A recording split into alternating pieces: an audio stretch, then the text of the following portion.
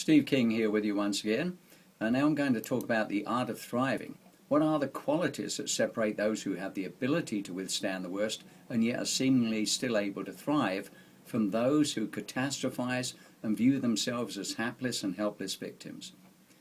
People who are good copers are often referred to as stress hardy. Psychologist Suzanne Cabassa has identified 3 attitudes that sustain such individuals during demanding times.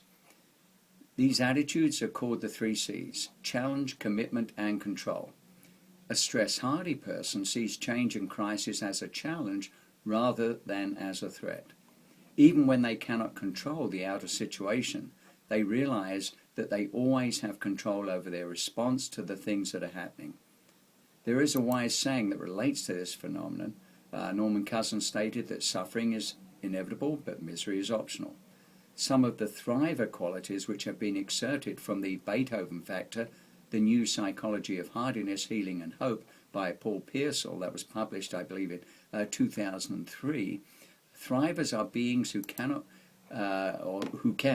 creatively construe situations that allow themselves to develop an increasingly more encompassing and adaptive explanatory style.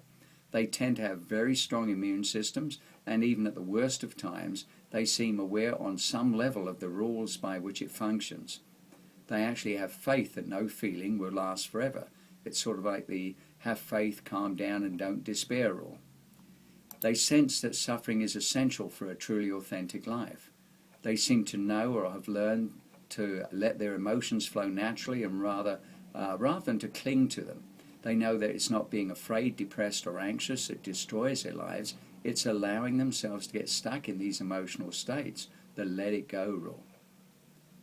They encounter trauma and are able to make meaning out of what happened. For example, of course, Viktor Frankl in Man's Search for Meaning.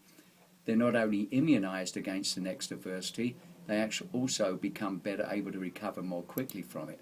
They may not only find more to enjoy about life, but are much happier with much less. They lower the threshold for being thrilled and forgive themselves for their own shortcomings and the world for its seeming random harshness. For example, it's a lot easier to feel great when you don't go around expecting life to be fantastic. They can live, when necessary, with lower aspirations, but realistically raise their inspiration. They are not blindly optimistic and are far from showing the oft irritating feigned cheerfulness. They thrive because they mentally remain engaged with their problem long enough to find meaning that helps to accommodate to whatever happens to them. They continue to be the creative composers of their own consciousness.